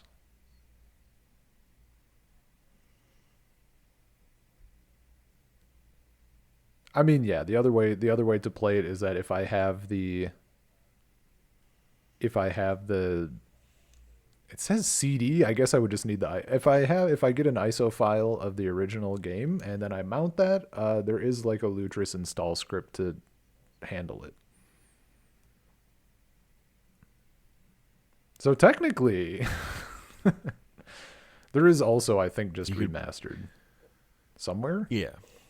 Oh no, it includes that. I think it includes that in. When did the remastered version come out? Do you know? Like roughly, was it over a year ago? Yes. Okay. Well, I don't fucking know these things. It was okay. There is also an install script if you have BattleNet installed, and that was published a year ago. So in theory, that's still fine. Is it free? Is StarCraft 1 free, or is that a paid thing? No, StarCraft 2 is Wings of Liberty is free. I think is the only free StarCraft. Let's find out.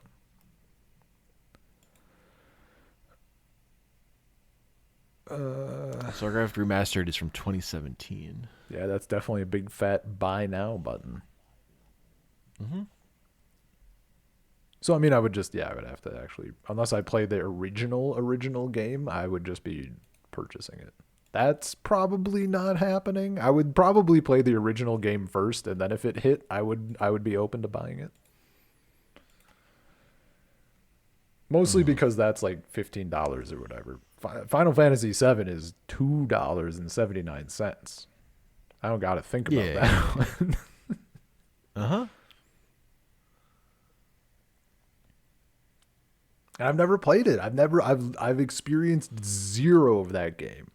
Final Fantasy 7 and Final Fantasy 9 are going to be like completely new for me in like every way, except for Advent Children.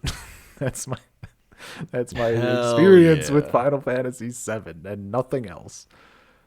I would love to talk about Final Fantasy 7. Yeah. How long does it take? What's I the would love to sit here and listen to you go. It was meh. You know. Yeah, love to have me come on and be like, it seems like a good thing for its time. Like 4 out of 10 though. I don't really have much to say. Sorry you were prepared to like yap for 2.5 hours, but Played through the whole thing, but I mean, just didn't hit. I played through. I did a completionist run.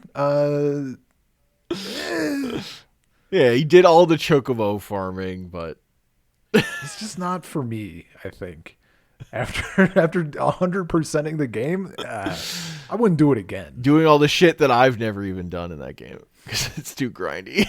Yeah, it sounds right. I mean, it does. I mean, it sounds actually kind of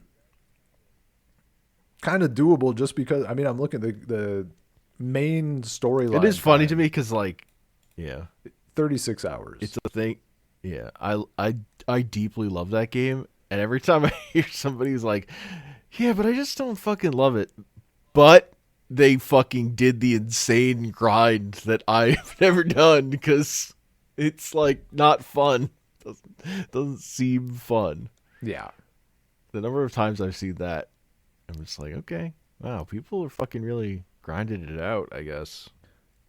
It seems like I feel like it could be like kind of doable. They have it in this version on GOG. There's the 3 times speed mode. You can turn off battle encounters. You can do a battle enhancement mode, but I don't know if I would want to do that. That seems a little too scummy. And there's an autosave feature, which I assume is nice. Yeah. As in comparison to like the the original, whatever they had going on. Yeah. They have save points. Yeah, I mean that's like I don't mind save points just because I grew up with them or whatever. But like for this sort of game to play through at this point in my life, And it just means like, yeah, like you can stop whenever you want and then just come back to it. Whatever. Oh, or you don't want to have to fucking redo a bunch of a dungeon. Right? yeah, yeah, no, that's like that's the huge thing. I mean, I kind of wish they would just put in the like a save state would also just be nice. But I assume the autosave is good enough. I have no idea. Man, it's been a while. It's been a hot minute. Just for old time's sake, I'm gonna buy this while we're recording. It's been a long time since I bought a game on air. Hell yeah. Final Fantasy 7. This game is not compatible with your Linux. Doubt. The best part about buying all this shit on GOG is that I get to use... I mean, this would also be applicable for Steam, but I get to use PayPal, and I get to use my card that gives me I get 3% cash back on all these dipshit game purchases. Which is just hilarious to me. All right, pay $279. And thank you, Drathius, for buying on GOG. Hell yeah. He's done it. Look at that. Final Fantasy And 7. you could really get right me by playing 8 instead. Whatever. Did I okay. It's like, oh, I missed an eye. I didn't see that there were 3 eyes instead of 2. No, it's definitely 7. I see VII. Hell yeah. Do I get 8? Is 8 worth getting? So 8 never hit for me. People love 8. 8 I owned first. Oh, that's maybe why I didn't get it. Also, do I see bad things about it? But people love that game. It just doesn't. It never hit for me the way 7 did. Oh, that's why I didn't. That's probably why I didn't bother with it. I might have been more inclined, but it says Final Fantasy VIII remastered, and people are in the comments at GOG were saying like it's not a great remaster. Well, they just didn't do a lot to it, I think. Sure. People are butthurt because Final Fantasy VII's gotten like a whole remake. Well, yeah. And all the 8 fans are like, what about us? They do not care. That's what about you. And it turns out there are not as many of you. Yeah. No, and like I feel like I hear from the 8 fans more for whatever reason. But the 7 fans are like the silent majority of people who are not talking about stuff on the internet as much. Just love a video game. Yeah. No, I don't think I would get the 4 3D remake either. Like I got the one of 3, and that's just like pure nostalgia because I actually played it back in the day. But like in a Void, I don't really like that style too much. And I think 4, 5, and 6, like the fucking pixel art is just, I really like that. Like that's my wheelhouse. So I have no urge to get that. Yeah. I think just even also looking at 8 and looking at 9, like I just liked how 9 looked better. It just Sure. either the screenshots happened to just hit for me, the ones that they chose. We'll get there eventually. Like every other game. I think 9 is more like iconic Final Fantasy visuals, I feel like. Sure. 8 has like a weird sense of like style. Like the thing it was going for is weird. Gotcha. It doesn't I never loved it. So Yeah, I can't be the 8 defender. Like I never finished that game. Like I played a bunch of it and just it never hit. And then I got stuck at some point when I was a kid. Hell yeah. See, I haven't near the end of disc 1. My brushes with Final Fantasy have just been like so few. I really liked Crystal Chronicles back in the day. Hell yeah. And that was like without having played any other Final Fantasy, right? I was like, oh, this is like fucking sick. Also, that game looked really good on the GameCube at the time when I was kind of phasing into the graphics matter era of my young life. Because of the cutscenes and shit, and the intro would bang. And I think, did my friend play Final Fantasy X? I don't think if he did, I don't think it was much. I don't know if he owned it. But at some point, I definitely played Final Fantasy X. And like, I didn't get much past the fucking laughing scene. I'm not going to say that's what damned it, but like it probably contributed a little bit cuz I found that I was kind of interested in the story up till then. I found the what the fuck is the name of the ball game that you play? I forget it offhand. I don't It's like on remember. the tip. Yeah, it's on the tip of my fucking tongue. Anyway, that didn't like that like didn't hit at all. I found that I hated it. And then the combat was like fine. Like I don't mind turn-based combat, but I think in league with everything else, it just didn't. Blitzball. Oh, that's the one. Yeah, yeah. So it just like I was kind of like whatever. And then that same friend did I think play all the way through Final Fantasy 13, and that just I don't know.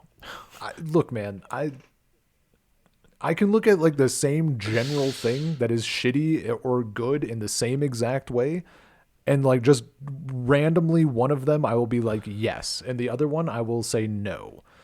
So I looked at Final Fantasy 13 and I said hard pass. I'm not doing it.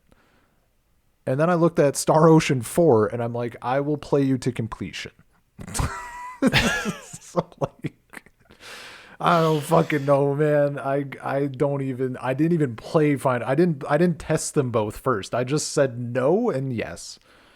I don't know what that Star Ocean game looks like. I mean, it's like generic JRPG. Which Star Ocean was it? 4 for 360. It doesn't look like, outside of preference, I don't think it looks better or worse than Final Fantasy 13. Like purely visually speaking. Like style wise, like I mean, graphics wise, 13 looks better. Yeah, Because like style, doing, like accounting was for like style or whatever, right? It's not like one looks Yeah. objectively terrible in a weird way. Final Fantasy 13 looked great and took place in a hallway for the most part. Yeah. Hallway gaming. I don't know what it was. I have no idea. I have no idea what it was. But I just like you were okay. You're fine having skipped 13. No, I don't. And see, I never felt like I was fucking missing out at all. And kind of, I haven't. I will say playing 13 was an experience like no other video game, where there are just so many proper nouns early in that game. It just feels like you're listening to an alien language, even though it's talking English. But there's so many proper nouns, and like too many of them sound like each other, so I wasn't clear about what was going on when I was first playing it. Hell yeah. But then a kid takes a boomerang out of his ass out of nowhere, and I'm like, hell yeah, that's hilarious. And he wants to murder one of the other party members, so I was invested in that. See, I don't for a while. I don't remember fuck all about Star Ocean 4's story. Like, I remember zero. I had a good time playing it. I played there. I wasn't forcing myself to finish. I had a good time. I remember the cutscenes were like feature-length films. Like, I specifically remember being in my parents' basement, and I'm like, okay, I'll just, like, as soon as I can save after this cutscene, I'm going to bed. It was, like, an honest-to-God 35 minutes. Like, I was just like, all right, well, this is a lot of cutscene that's happening. I wish I had some popcorn or, like, a snack. Can I pause the cutscene? No? All right, we're locked in. I'll just sit here. And then Okay. I had a good time kind of grinding out levels or whatever, I found the combat interesting. I liked it enough at the end. I was kind of I wanted my gamer score to go up, so I was like, maybe I'll do some achievement hunting. It turns out Star Ocean 4 is one of, if not the most difficult game to like platinum or whatever you want to call it for Xbox. Yeah. Like, there's like minute fucking things in battle where it's like, do exactly X percentage of damage to like an enemy one. It's like you literally need to fucking calculate all this shit. Like 2 people on Earth have done it or whatever. There's 1,400 achievements. It's actually insane. So that didn't happen. That's very funny.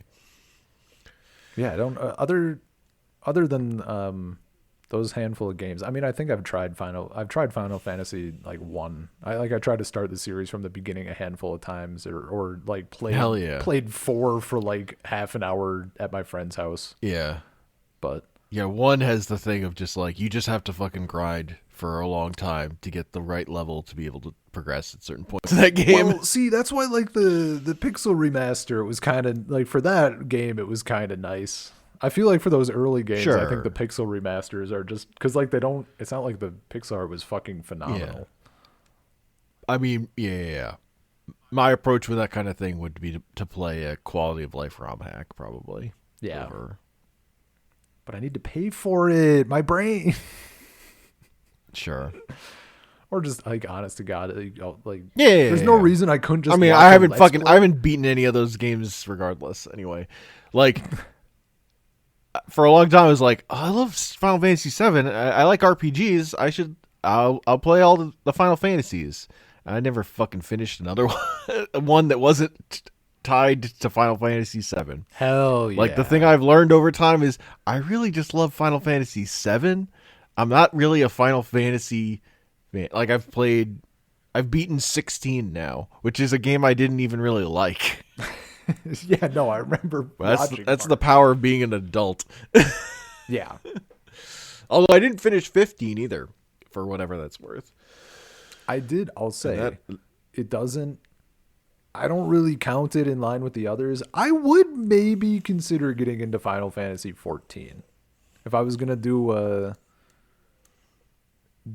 MMO again, that's like, or more, I do have Guild Wars, but like that's kind of a completely different vibe. But I think I would do Final Fantasy 14 as my MMO of choice over World of Warcraft, just because I did my time with WoW and it was nice. But I think I know more people that play Final Fantasy. On the other hand, WoW is WoW, and that's it's pretty powerful. I got to pay for them both, so it's not like in the cards at all. Yeah, I'm playing WoW again. If I, By the way, because the new expansion's out.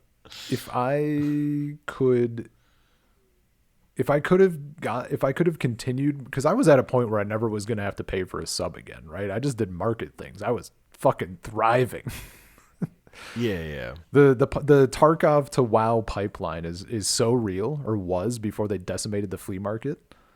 But even if I hadn't like gotten out of the game and given my stuff away, the reason why I gave all my shit away was because the way that transferring shit worked, if I wanted to go back to my American region, I would lose like all my the tokens or whatever. Like they didn't fucking transfer.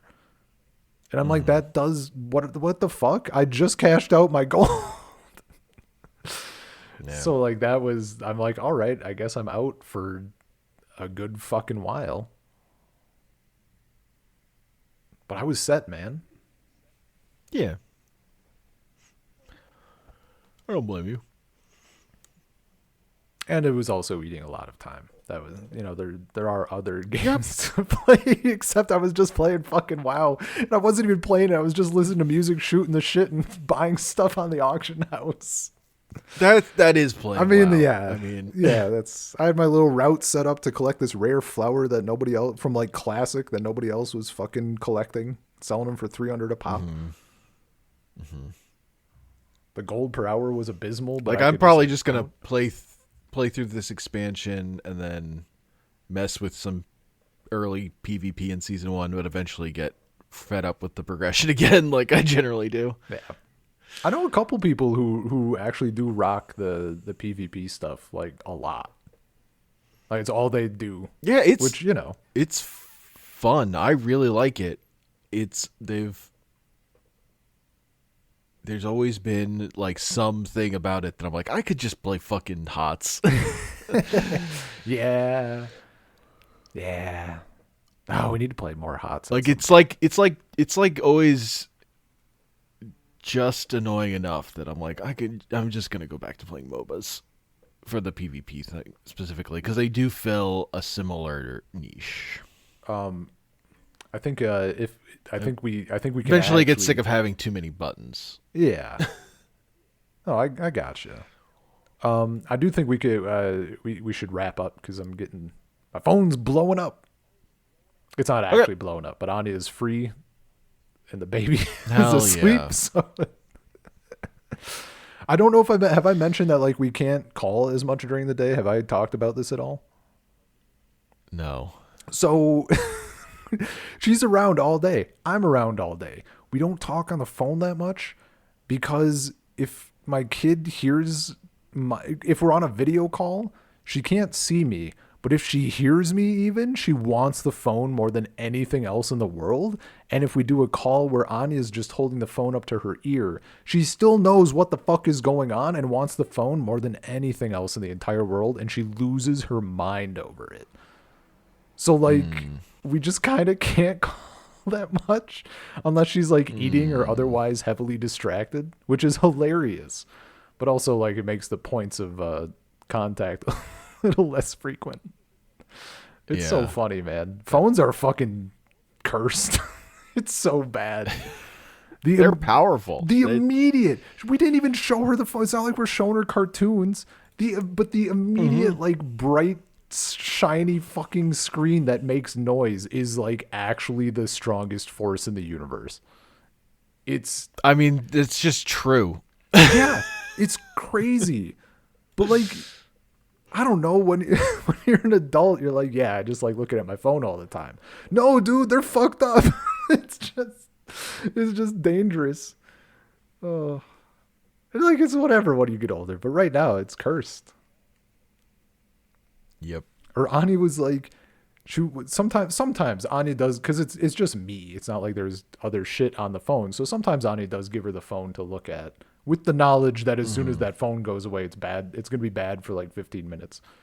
But she doesn't want to. She doesn't just look at it, right? She's like tapping it and whatever. And Anya's like, "How did you get here?" I'm like, "What happened?" She's like, "She has half your face, half internet." I'm like, don't let that happen. That's no good. That's like a few steps away from baby discovering the internet, actually. Yeah.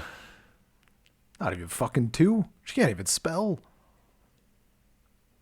No, spelling that's not important. They have a YouTube for kids who can't spell. God, if she ever accidentally it's cursed. If she ever accidentally hits the fucking YouTube app, it's game over. That's going to be actual nightmare territory. The funny thing is she still has no idea what a TV is. The TV is just a black monolith that we keep in the living room for some reason. Anyway. Yeah, if you're not using it. Yeah, no. But the phone, it's used. Yeah, no, that's the problem. We use the phone. Yeah. Anyway. Right. Good stuff. Anchor.fm/saltcircle. YouTube.com/saltcircle. saltcirclepodcast@gmail.com. saltcirclepod.bsky.social. I'm on Bluesky, comicpanels.bluesky.social, and I'm on YouTube /@I'm3Homer. I'm on YouTube @Drathius. Man, imagine yapping for over 2 hours. Feels good. Unreal. Unreal.